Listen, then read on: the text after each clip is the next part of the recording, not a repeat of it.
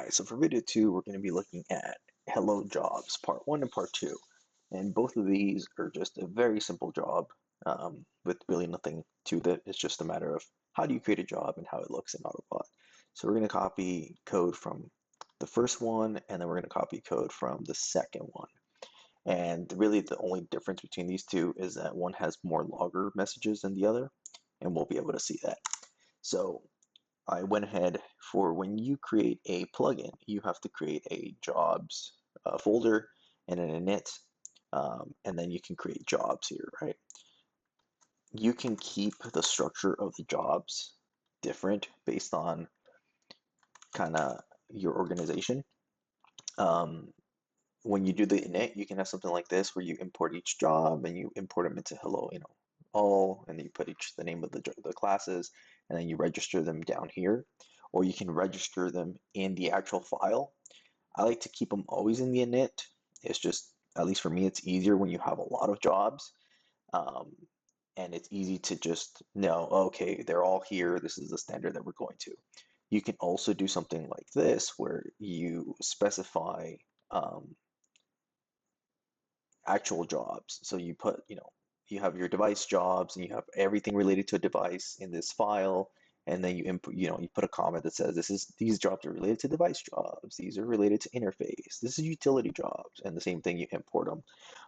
Here you can also have these be two separate files. You can have hello job and hello jobs, and it really just depends on your standard of how you're going about it and what the agreement is on if it should be in the same file or it should be separate. And that's kind of how it goes. When you import or you create a job, they're all going to have jobs in them. You can have different jobs within. You can have different mixins in here, which I use a lot, especially things that share. But this is the big one, self.logger, which is the logger for the job itself. And you'll have different ones: info, debug, warning, error, and critical. I believe there's also success and failure. I rarely use those, but they're also here. And something that I usually always do is I always start off at warning, and I write my code, and as I'm progressing within my data, I start lowering the level of it. So I don't know why they have it this way. This is bugging me. Debug should be here. So after you progress things, I'll move it down to info, and then if I know it's data that's only good for debugging purposes, nothing else, then I'll move it to debug. And the reason why is when you rerun the job or you rerun your code, when you see warnings, it's bad. So it's easy for you to know, I need to change that to info. If you start off at info, it can be very hard to figure out, okay, if this is really an info or if it's really debug. And I found it that I ended up having too many because you just start kind of working through your code, and you end up getting a lot of data, and then you start getting lost in the sauce. It's like, okay, this is an info, okay, this is debug, but where am I at? So I always start at warning, and then I go down to info, and then I go down to debug once I know that piece of code is complete, put it in debug, because I'm not gonna, there should be no reason for me to touch it ever again. But essentially, these are two jobs. This name up here defines the name of what these two are going to be classified in. The name under meta, and there's a lot of different things within here. If I go to the actual class, you'll see there's singleton, time limit, template name, task queues, if it has sensitive variables, if it's hidden.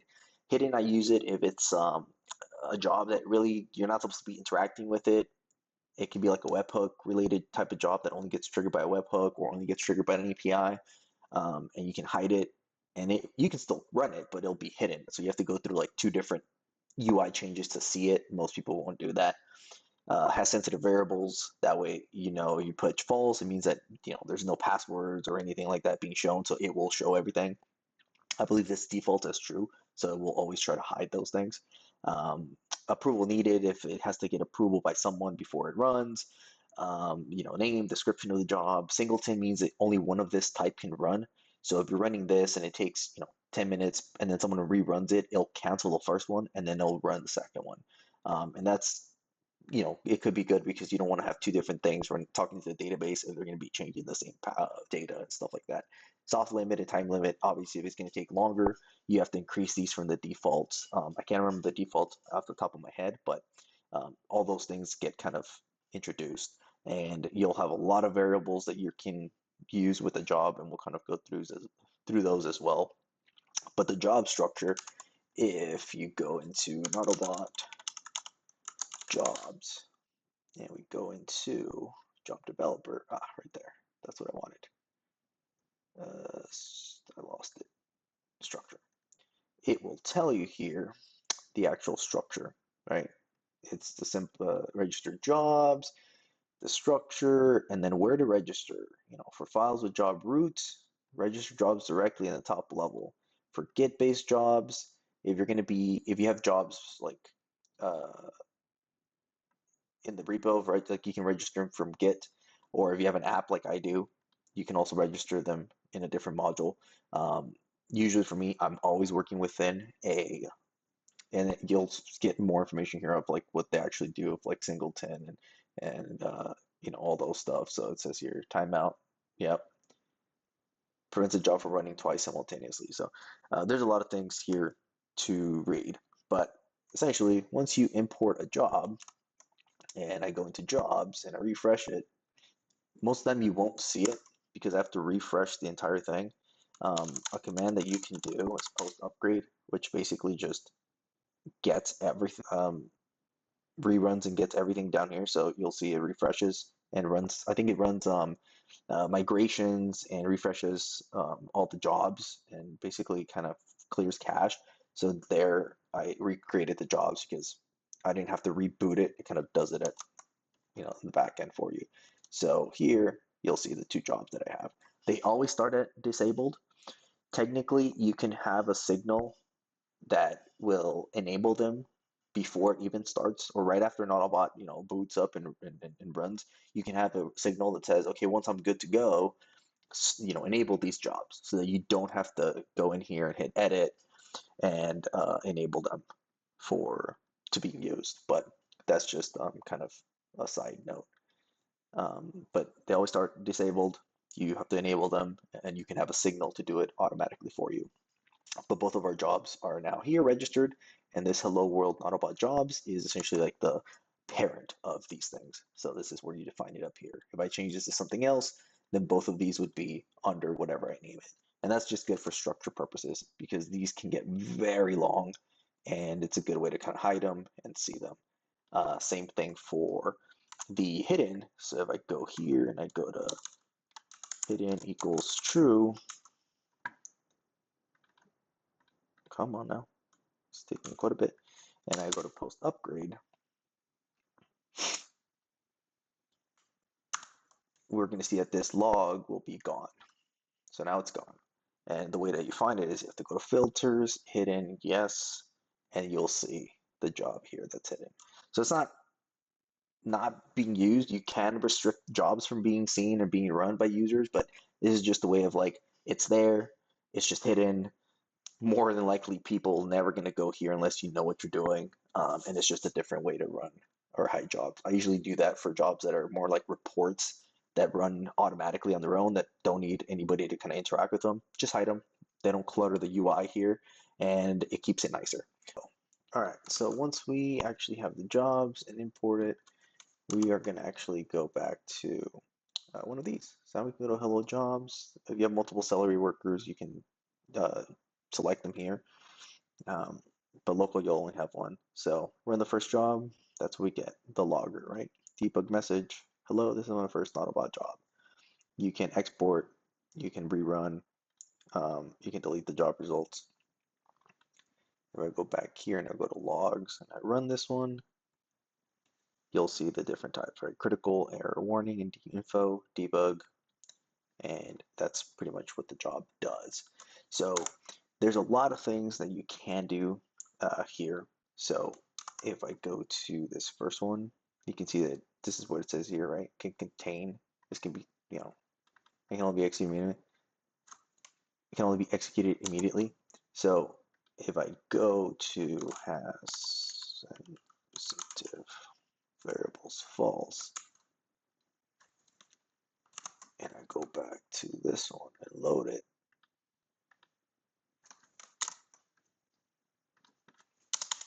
oh,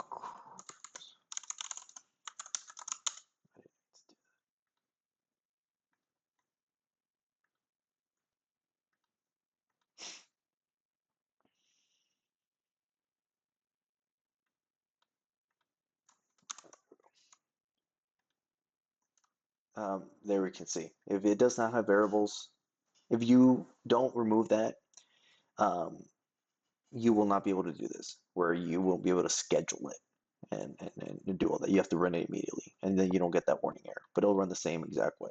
You can run it, rerun it, and you can do run, and you can do scheduled, custom, weekly, daily, and this is where you can have those different things. Let's see, other than that, for the jobs itself, we're done with importing them. You can have a lot of different variables. These are pretty much the built-in variables that you can use. One of the big ones that I use is this one, where I'll change this to false, and then I will do debug equals boolean var, and I'll from Nautobot, nope, apps, and boolean var. And when I do the run, you have to import it and put debug.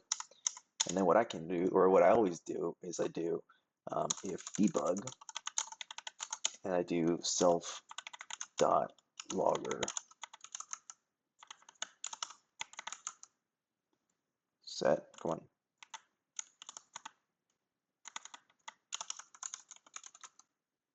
there we go, else info. So what I do here is, this is pretty much a de facto that I do in every job that I have. And I basically say, if you hit debug, if you, I don't know why I say that. If you do debug and you enable it, then you want debug level, right? If you don't, then I'll give you info and higher. And the reason why this is good is if I go down here and I actually copy this code and put it down here on this one too, because this is pretty much, I have it on every single job that I run. So I'll do that, reload that, and you'll see now it has a debug flag. I have this on every job. Reason why is that if I run it, you're not going to see anything, right? Because debug is not set. And once I run it and I put debug, then I see the debug log messages. And this is what I use almost exclusively when I'm working with local development and I need to debug a job, like it's failing and I need to know why. When you're running it normally, you don't care. It's going to just run because you expect it to pass. But when you're debugging and you're doing stuff in your code and your jobs, you put valuable logging messages with debug and you rerun it, then you'll get valuable information back, right? Like output, counts, where it failed, things like that that you don't want the typical person to see, and frankly, they don't care about. And this is a very good way to kind of do that. Same thing for any of these. Choice var, you can have choices of different things that they can choose. So they can choose like providers like Cisco, Arista, etc. IP address var, IP address was mask, and IP network var. This just kind of restricts the value to IP addresses or networks so that you don't have to kind of worry about it. It kind of does it in the back end for you.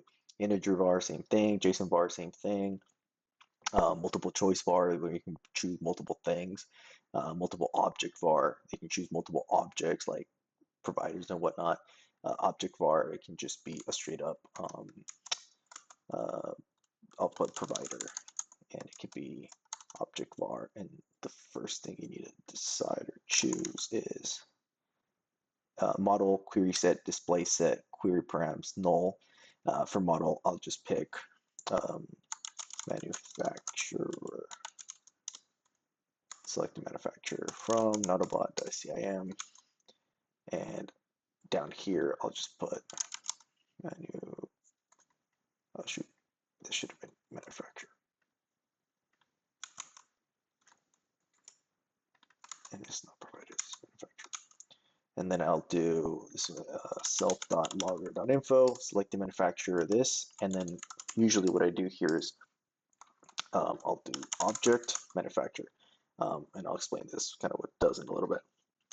So now if I go down here and I run it, now we have a manufacturer object, and because I didn't specify this as required equals false, that's why it's showing this, because I have to choose it. I can't just run it blank. It makes it required. If I do required equals false, then you don't have to pass it. It becomes an optional thing. So I only have, or I should only have Cisco on here, if I'm not mistaken. Yep, Cisco. So if I do run job, what this is going to do is basically just select the manufacturer Cisco, Cisco object, Cisco. If you click it, it takes you to the Cisco page. And that is what does this extra object manufacturer. I just append the object itself to this, which is this object, so that you can easily click it. So you can do that for like newly created device. If you just create a new device, you can put the device object here. If you create a new, circuit, new IP address, whatever, you can easily do it here so that you don't have to be like, okay, well, where did that go? You can just click on it and it'll take you to it. So that's something that you can do as well. So very brief info tutorial on jobs. You can do a lot of things with jobs and you can make it as complex as possible. Um, but this is just a very high level kind of what you could do and can do. But a very good thing to take is always add some type of debug variable so that you don't have to worry about your login messages. Start at warning, work your way down so that you come up with a very high level information of info, and then you can have a lot of as many debugs as you want because this is really meant to only be ran as the person that's going to be fixing this job later on. But that's it for this video. I'm going to go ahead and read what the day 5 has, and I'll go from there. Maybe I already skipped and went through some of this, but no, this is Django ORM. This is awesome. I'll go through this one, and we'll go from there. Let me see what this one does. Variables. Okay, I kind of talked a little bit of that, but cool. That's perfectly fine. I'll talk about the Django ORM next video.